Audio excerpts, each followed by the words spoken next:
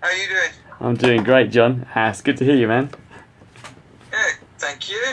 I feel honoured to be part of your podcast. Well, no, you're obviously very, very special. You're the first person to be called back for a second interview. Oh, You're wow. the first person ever, yeah. So, I mean, that means you're extra special. I guess all the other entertainers around the planet will be really jealous of you now.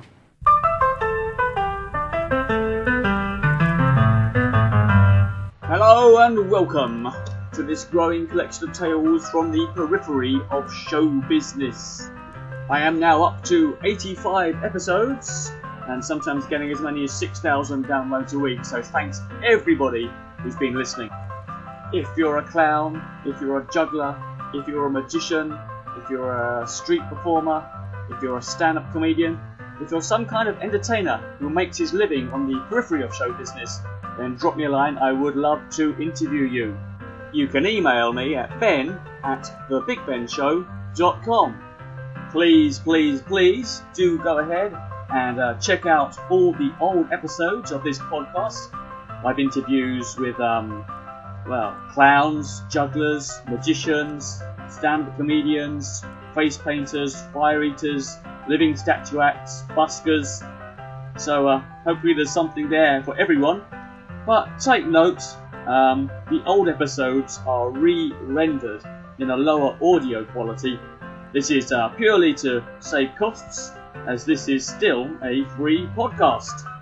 If you want to hear one of the old episodes in a higher audio quality, just go to my website, www.thebigbenshow.com. There is often a higher quality version right there. Alright, let's get down to it. One of the problems with being a full-time entertainer, a self-employed person like me, is that most of your shows are going to be on Friday night, Saturday and Sunday. What do you do Monday, Tuesday, Wednesday, Thursday and Friday daytime? Well, my old friend Jon Heron in Singapore's got an idea. He does circus and magic workshops in schools. Let's go and talk to Jon.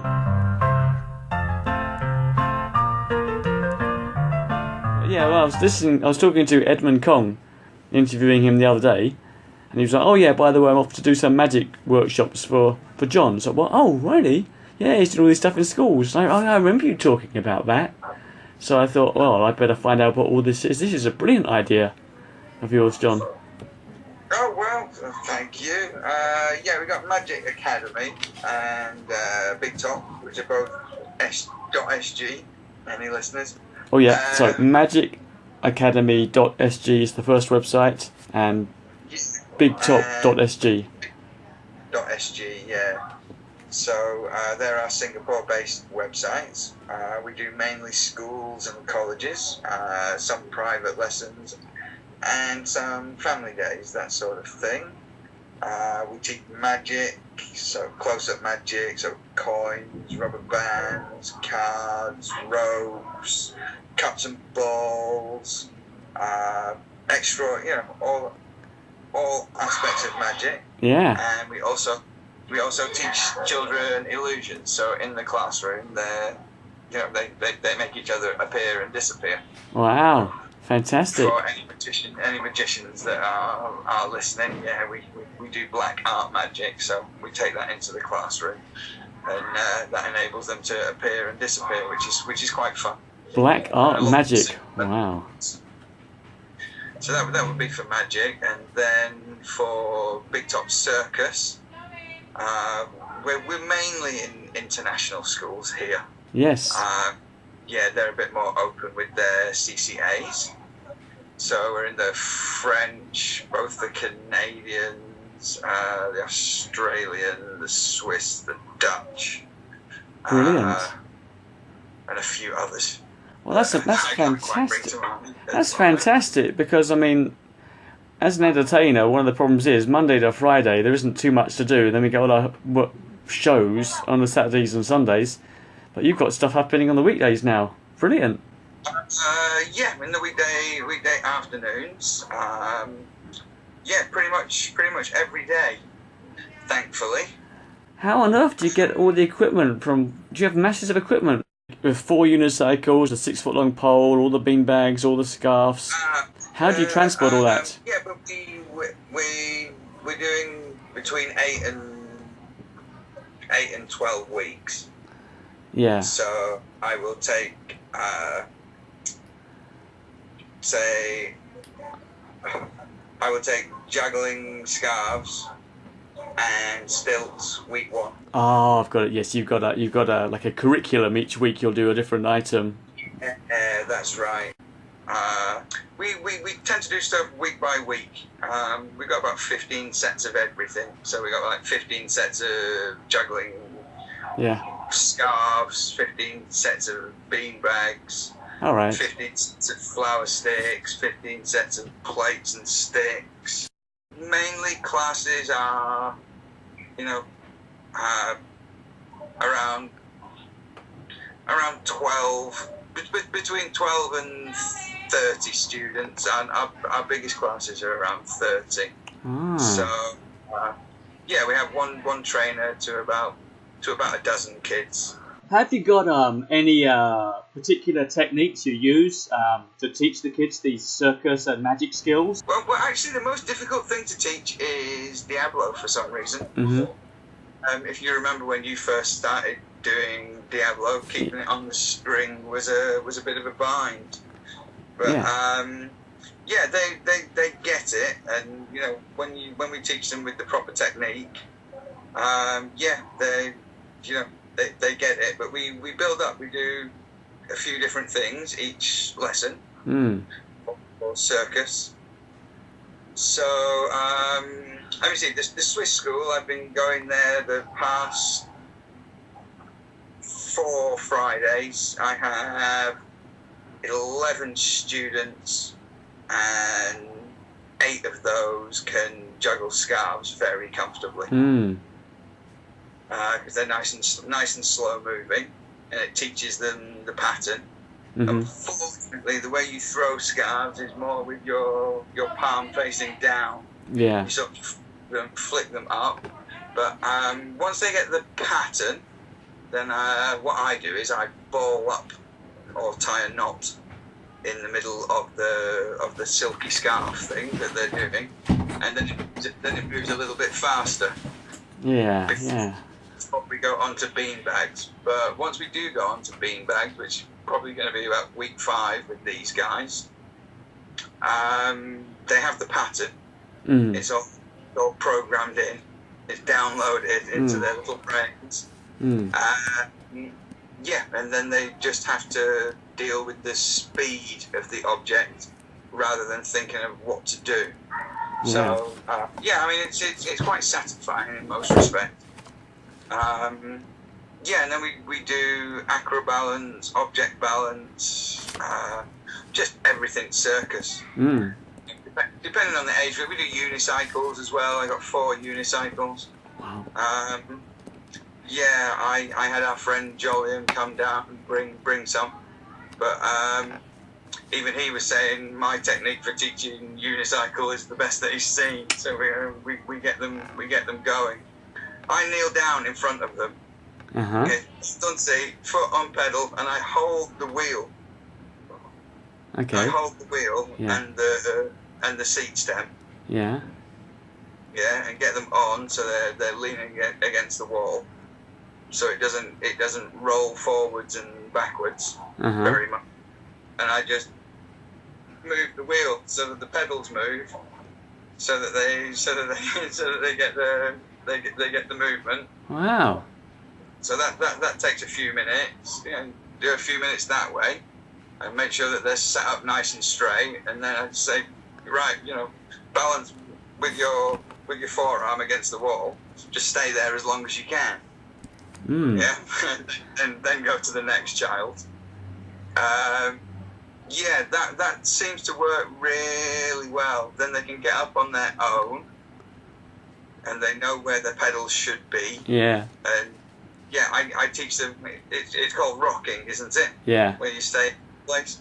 I teach them to rock, because if you can do that, then it's just one revolution, against the wall and you're riding already. So it's, you're rocking. This is where you live. You're just rocking. Yeah. When you feel up to it, do one revolution with the pedals so that your pedals are back in the same place, and then you can ride. It's harder to rock than it is to ride. So if you teach them to rock first. How old are the kids that you're teaching in these workshops? We take a kindergarten class, so we take 4 until teenage. Yeah. So kindergarten to primary, all of primary. Because I was Circus. I was guessing that it'll be very popular amongst the primary kids, some of the circus skills, but maybe at that age it's quite hard to teach them how to juggle. Whereas the secondary kids might be better at juggling, but maybe they're not so interested in learning it. Who knows? That's what I was wondering about. Yeah, you hit the nail right on the head there, really. Yeah. With circus stuff, that's why we teach them with scarves. Yes, that's easier. Yeah, that is easier. So, like the balance stuff, the primary kids, they love it. Roller bowlers, stilts, unicycles. We do acro balance as well. We got, and that sort of stuff. Oh, here's a quick question. Jumping in. I heard you teach tightrope. What kind of tightrope equipment do you use? I made my own. It's more of a thin bar that looks like rope and feels like rope. What a great idea! I did that. I did that circus class in Bristol. Yes. I did that years ago, and the lady that trained me, trained the Cirque du Soleil girl. The one that goes on the giraffe unicycle and jumps between the 2 wires. Wow. Yeah. So as soon as I let her know that I would be teaching, she, the basics of tight wire and tightrope. Yeah. Then she trained the poop out of me. Technique wise, and I had to be able to do a minute on either foot on demand, before she would pass me. When did you do this? Oh God. Long time ago, yeah?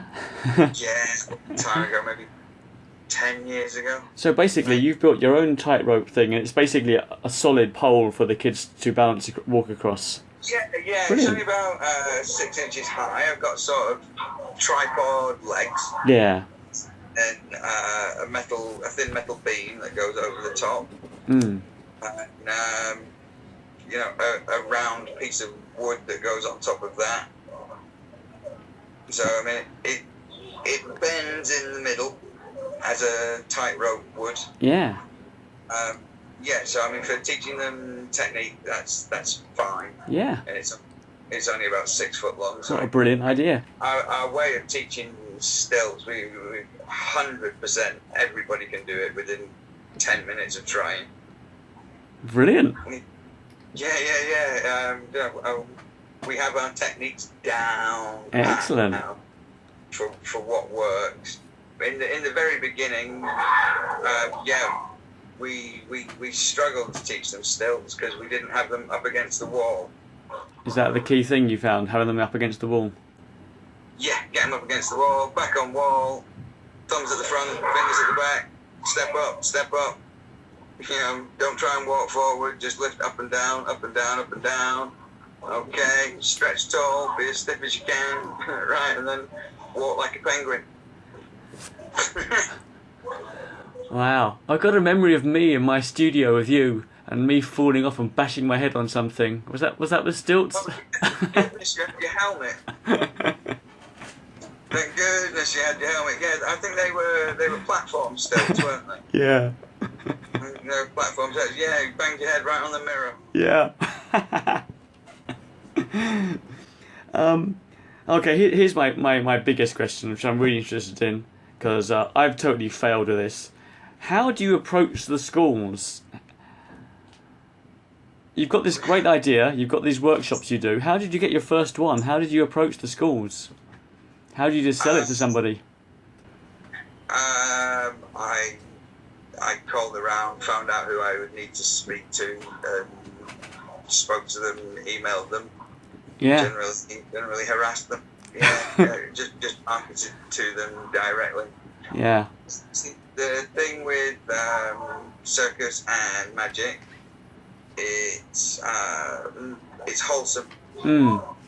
It's traditional, and it gets them off the digital devices. Yeah.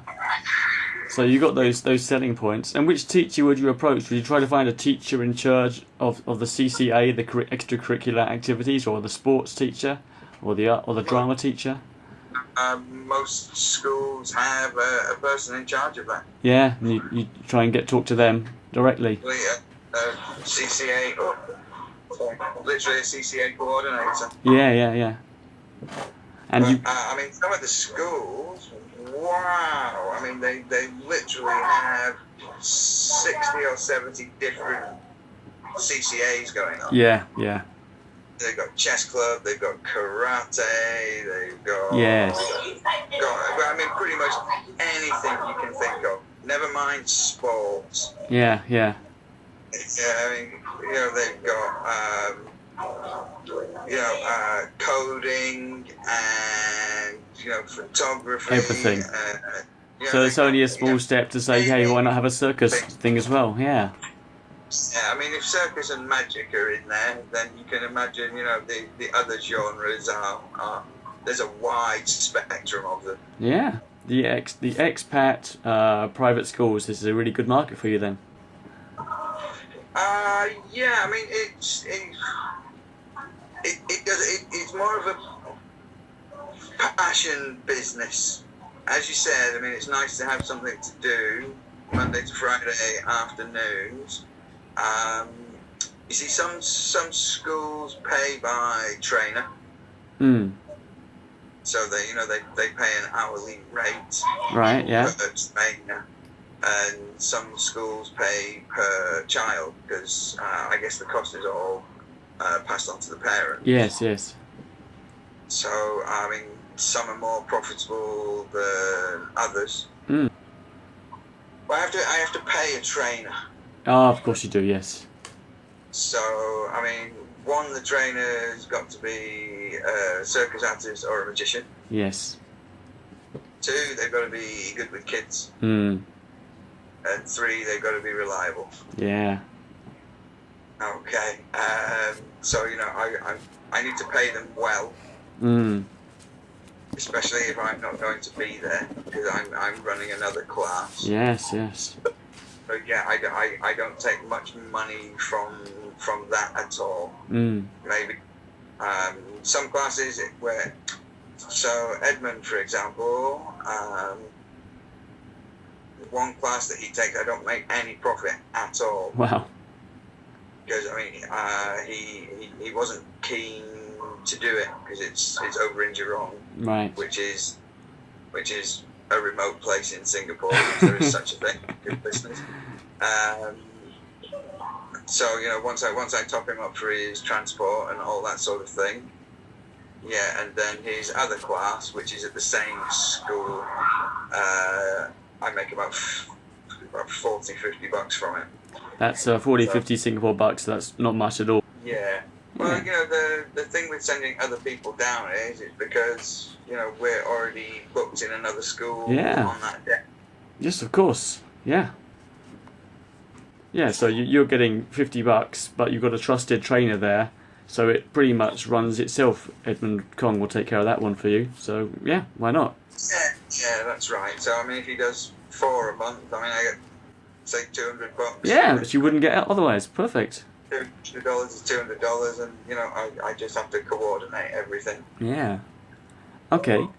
You do, I was looking on your websites. That's great. Did you have the websites up already before you even started doing this, or have you built up the websites? No, not at all. Not at all. I made those websites about 2 years ago myself. Right. So looking at Big Top. We've been juggling for about, I think, for about 7 years. Circus was first. Magic came about 2 years later. Yeah. So, and I made the websites two years ago, I think. So yeah, we were going without the websites. It's just I mean the websites are just literally a brochure that's online. Yeah. Magic, I get inquiries from, so it's good that way. And we started going into the local schools for Magic as well. Ah, great. Which is quite fun. The Ministry of Education here are quite strict. The idea of playing cards in school is not encouraged.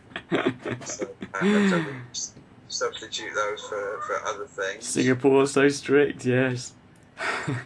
I used to do shows in the Singapore schools for the arts education program, and I wasn't allowed to do any magic in my show. I had to say it's a circus show. It's an artistic show, and I've done those sort of things before. They've loosened up a little bit. Yeah. I mean, playing cards are associated with gambling, so they don't really like that, and magic is associated with trickery. Yeah.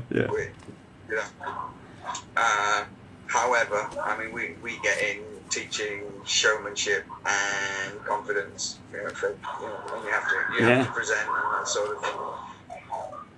Okay, so your website www.bigtop.sg. This is the brochure. It has like 10 lessons on the brochure, and your final lesson is a rehearsal stroke a show for the parents. Is that right? Yeah, we invite the parents to come down for the last lesson. Sometimes it's the helper, and the helper, take pictures or video and that sort of thing. I mean, with them being children, we can't put videos and photos of them performing online. Yeah. So, I mean, that does hamper, especially when you've got some, a group that are really good. That's a good point, yeah, what a shame. Even for my private lessons, for Magic, I always shoot a video and WhatsApp it to one of the parents. Yeah. Yeah, but I mean, once I see 2 blue ticks from WhatsApp, I delete the thing. Yeah. But 1 or 2 of my students are really awesome. Yeah. Wow. Well, their parents are thrilled. I mean, the way I go about it is, I got one 8-year-old student called Max. I teach him stuff that I do when I do my close-up magic professionally. Wow. He's that good. So, yeah, I mean the parents keep the videos, and and they really don't know how he does it. Wow. Yeah, I mean it really is very impressive stuff. Can I teach them illusions as well. So I mean my favourite one is box on the head, and then you put swords through the box. Yeah. I mean, with it being kids, we can't really use swords, so we use umbrellas. Excellent. So, I mean, it's a cardboard box and 3 umbrellas, but my goodness, it looks good. Fantastic. Can I ask? The final lesson is a rehearsal and a show. So is your lesson about an hour? Yes, it is. And how do you get them to put on a show? Because you're not actually there very often. You're there once a week, and you only have like half a lesson to rehearse. So is it more of a demonstration, or what kind of a show do you put on for the parents? They've been through 10 weeks. Yeah. So we do it two different ways. If someone is red hot on the unicycle, Yeah.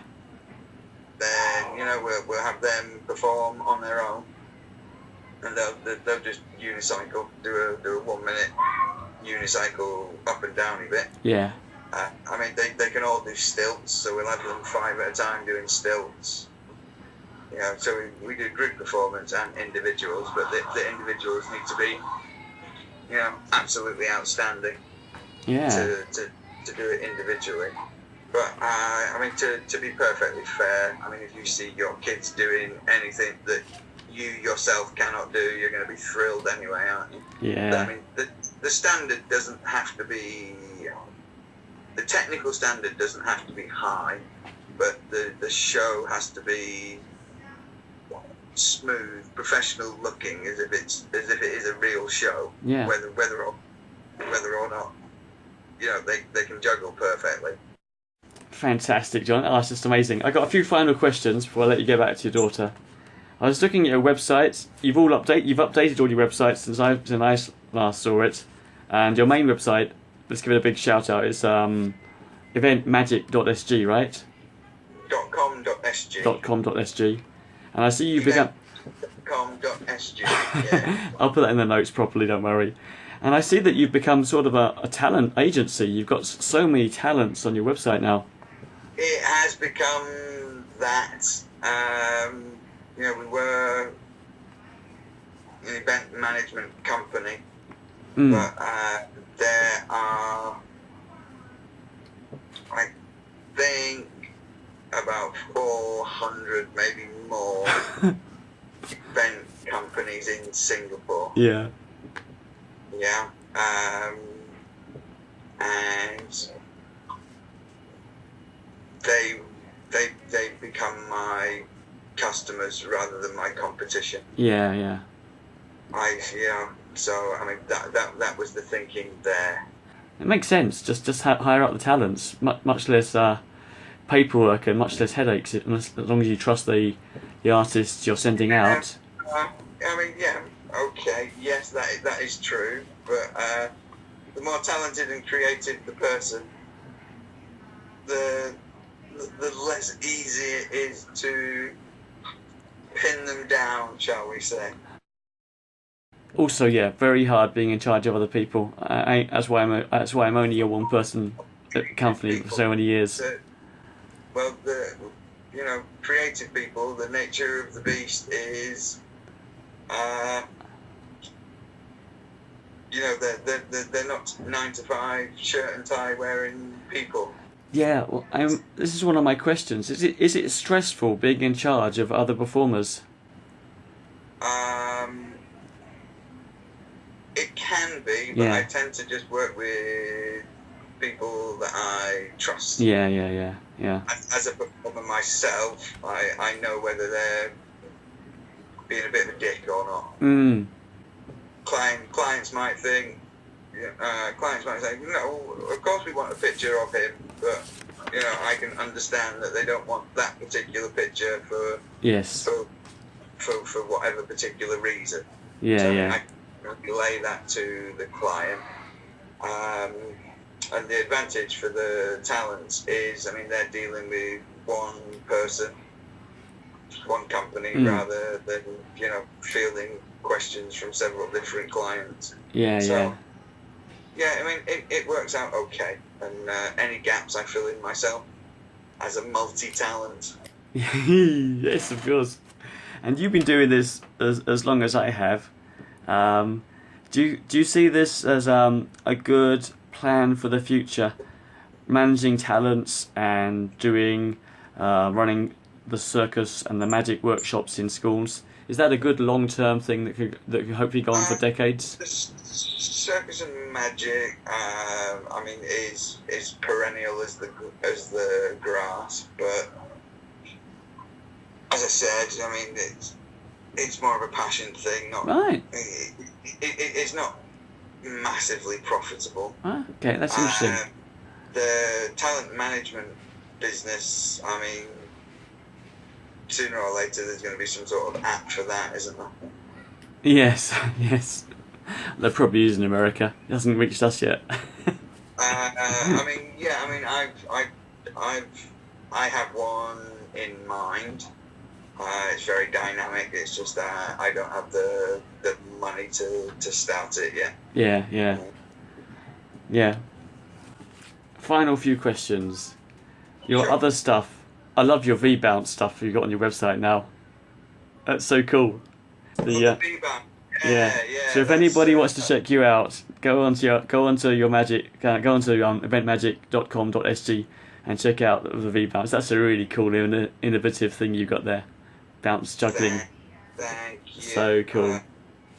I haven't actually performed it for a while, but again, that was like a passion project, something that I very much like. And also to have that on your website, it stands out as class and originality. People see that, they go, "Oh wow, that's awesome."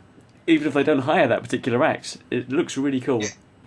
Thank you. Well, we just have a slideshow on the front page. I know, that's all you need. It looks great. It looks amazing. Thank you. Very kind. All right, John. Fantastic. So good talking to you again. Brilliant. So that is Jon Heron. Lots of great tips for running circus workshops in schools. And if you want more information, just go to my website and click down into the details. And there's lots of links and more information on how to run these workshops. All right, guys. Take care. Goodbye. Yeah. Are you still recording? You never stop.